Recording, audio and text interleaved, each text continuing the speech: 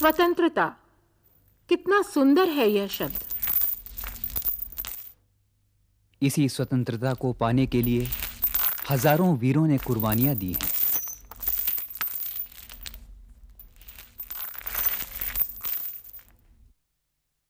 पर कुछ लोग ऐसे भी थे जिन्हें दूसरों की स्वतंत्रता से मानो सख्त नफरत थी।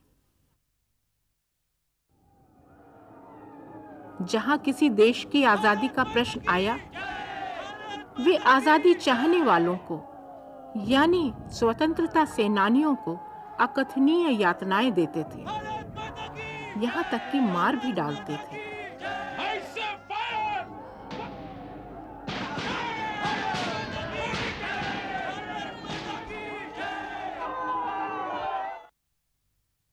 भारत में एक ऐसी जेल है जो अपने समय में कैदियों पर बर्बरतापूर्ण शारीरिक यातनाएं देने के लिए जानी जाती थी। यह जेल है अंडमान निकोबार द्वीप समूह की सेल्यूलर जेल, जिसे आम लोग जानते थे काला पानी के नाम से।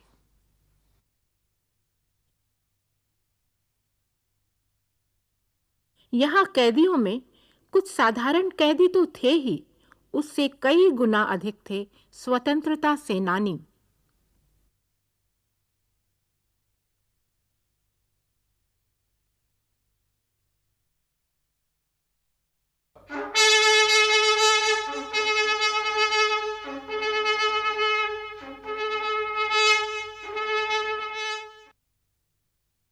अंडमान निकोबार द्वीप समूह 570 से अधिक छोटे-बड़े द्वीपों का एक समूह है। ये द्वीप एक कतार के रूप में उत्तर से दक्षिण तक 700 किलोमीटर से अधिक के क्षेत्र में फैले हुए हैं। यहाँ का 92% भूभाग घने जंगलों से घिरा हुआ है। काफी कम आबादी वाले इस क्षेत्र में अंग्रेजों ने 1906 में इस सेलुलर जेल का निर्माण किया। 18वीं शताब्दी के अंत में भारत के अंग्रेज शासकों ने सजा पाए भारतीयों को एक ऐसे स्थान में रखने की खोज शुरू की जो शेष देश से अलग हो और जहां कैदियों को इच्छापूर्वक कठिन दंड दे सकें। अंग्रेजों ने इसी प्रकार की व्यवस्थाएं अपने दूसरे शासित उपनिवेश जैसे पेनांग, सिंगापुर, मलाका और अराकान में भी अपनाई हुई थीं।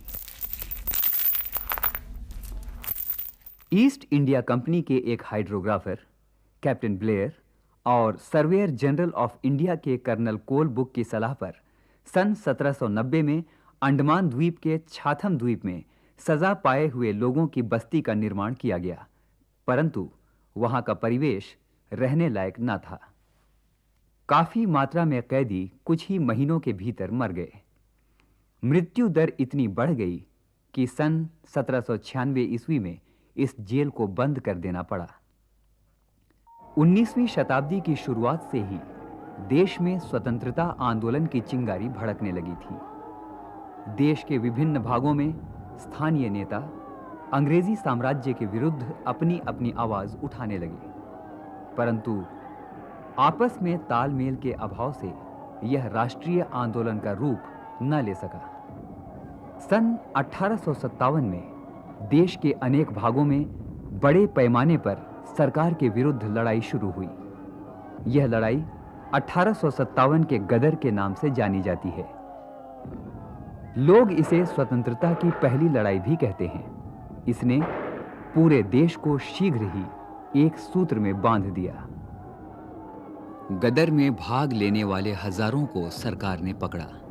इनमें से कईयों को, जो सरकार के लिए ज्यादा खतरनाक माने जाते थे, कहीं दूर भेजने की योजना बनाई गई। अंडमान के छाथम द्वीप में फिर एक बार कैदियों की बस्ती खोली गई और क्रांतिकारियों को वहां भेजा गया।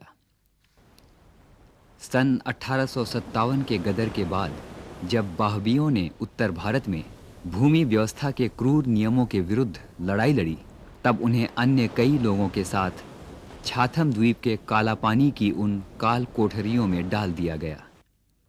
सन 1890 के दशक में अंडमान द्वीपों में जो कैदी दंडित किए जाते थे, उनकी अधिक मृत्यु दर का कारण खोजने के लिए एक जांच आयोग का गठन किया गया था।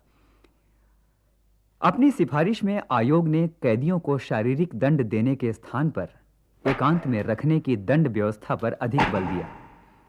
इस सिफारिश से सेलुलर जेल के निर्माण का रास्ता खुला।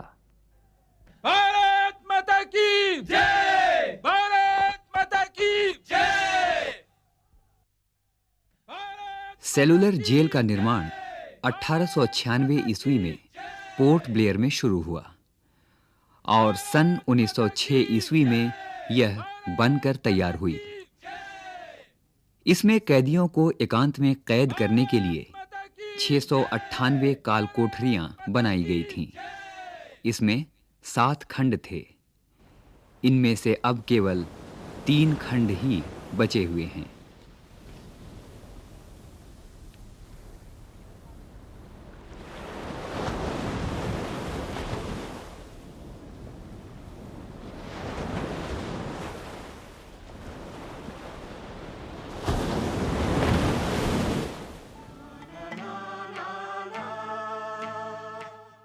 सेलुलर जेल आज भारतीय स्वतंत्रता के आंदोलन का प्रतीक है।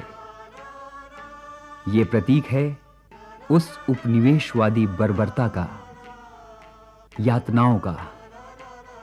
यह प्रतीक है उन शूरवीरों के हजारों अरमानों का जो तमाम यातनाओं के बावजूद न टूटे थे न झुके थे, बस डटकर प्रतीक्षारत थे उस महान आजादी का, उस महाजातीय स्वतंत्रता का।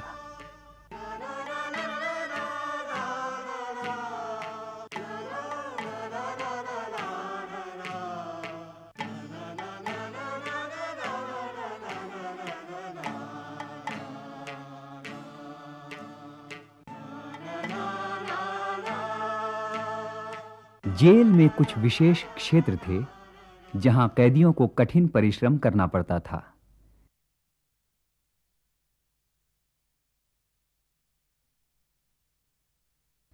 कई काम करने पड़ते थे, जैसे नारियल पेर कर तेल निकालना आदि।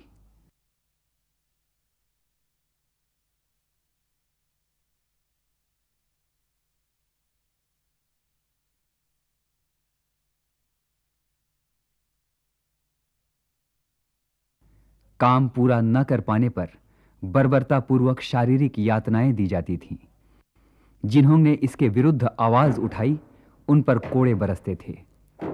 भोजन कम मात्रा में तथा घटिया किस्म का होता था और कैदी बीमार हो जाते थे। कईयों की मृत्यु हो जाती थी। इस प्रकार जेल अधिकारियों ने राजनीतिक कैदियों का हौसला तोड़ने के लिए कई प्रकार के रास्ते अपनाए हुए थे।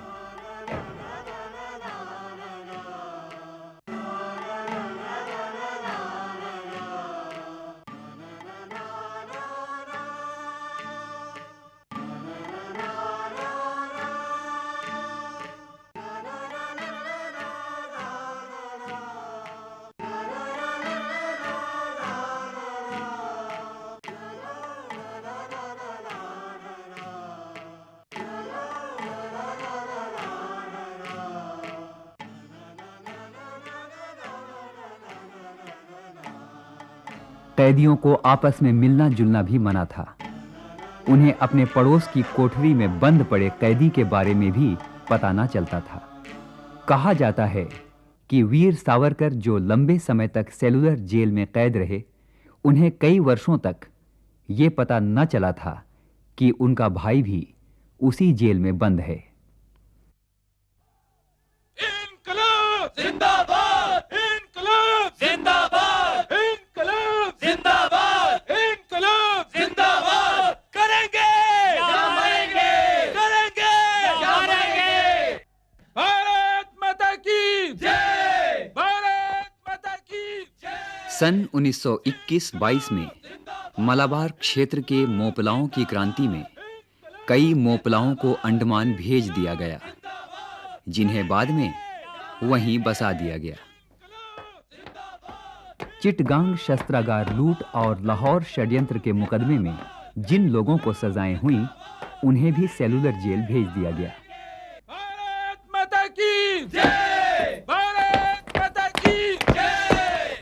भारत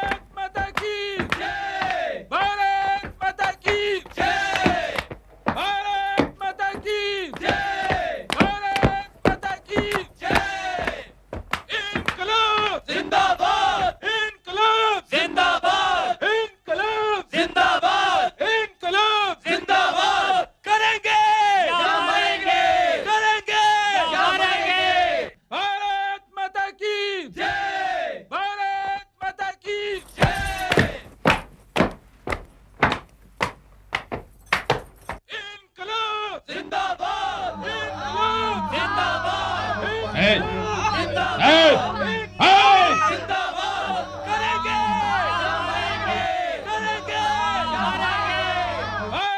माता की जय, भारत माता की जय, भारत माता की जय, भारत माता की जय, भारत माता की जय, भारत माता की जय, भारत माता की जय, भारत माता की। राजनीतिक कैदी जेल अधिकारियों के क्रूर आचरण के विरुद्ध समय समय पर भूख हड़ताल करते थे।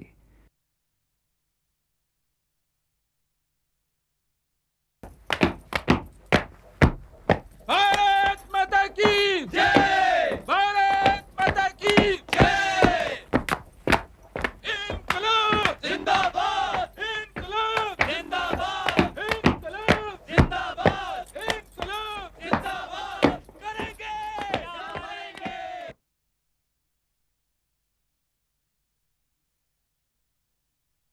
भूख हड़ताल कर रहे कैदियों को बलपूर्वक खाना खिलाया जाता था, जिसके फलस्वरूप महावीर सिंह, मोहित मित्रा और विनोद किशोर नामदास आदि की मृत्यु हुई।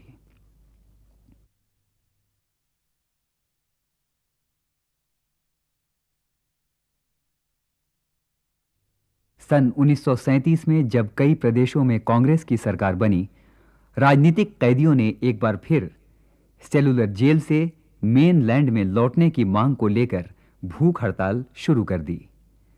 45 दिन की उनकी भूख हड़ताल के बाद सरकार ने राजनीतिक कैदियों की वापसी शुरू की। राजनीतिक कैदियों का आखिरी जत्था 18 जनवरी 1938 में रवाना हुआ। इन कैदियों में मुख्यतः वीर विनायक सावरकर, सोहन सिंह भकाने आदि थे।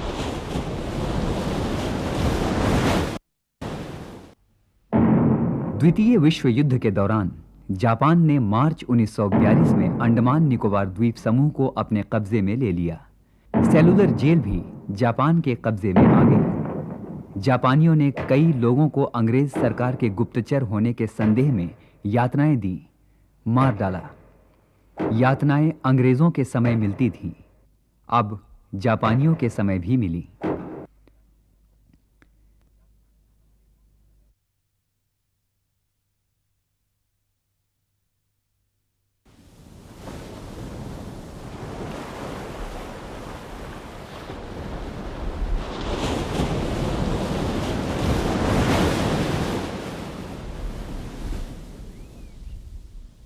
सन 1945 में जापान की हार हुई। अंग्रेजों ने इस द्वीप समूह को एक बार फिर अपने कब्जे में ले लिया। इसके बाद यहां कैदियों को दंडित करने की बर्बर व्यवस्था को बंद कर दिया।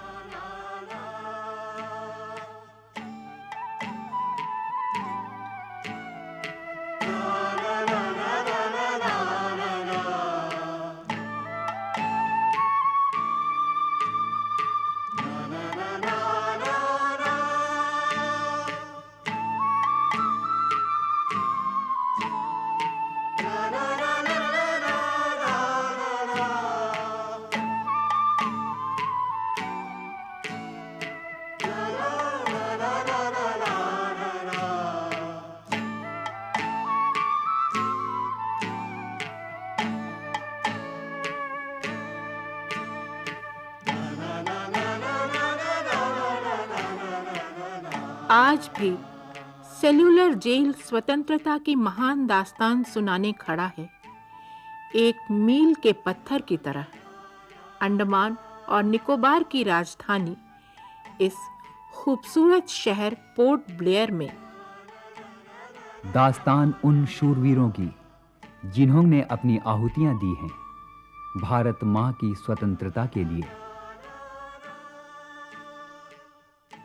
दास्तान उस बर्बरता की जो स्वतंत्रता की आवाज को दबाए रखने की भरपूर कोशिश करती थी। दास्तान इन ईंटों और गारे की जिन्होंने उस बर्बरता को भी देखा है और साथ में स्वतंत्रता की उस आवाज को भी सुना है।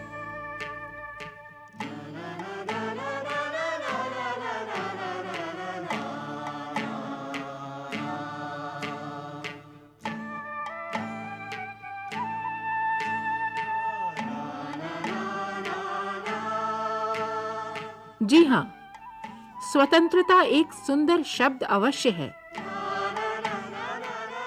लेकिन आज की अधिकतर युवा पीढ़ी को यह पता नहीं कि इसे पाने के लिए कितने गुमनाम शहीदों ने अपनी आहुतियां दी हैं। एक नागरिक के रूप में हमें स्वतंत्रता की रक्षा करनी है, इसे बनाए रखना है हमेशा के लिए। वंदे मातरम, वंदे मातरम, सुजलम सुफलम मलयज शीतलम सस्य श्यामलं मातरम, वंदे मातरम, वंदे मातरम।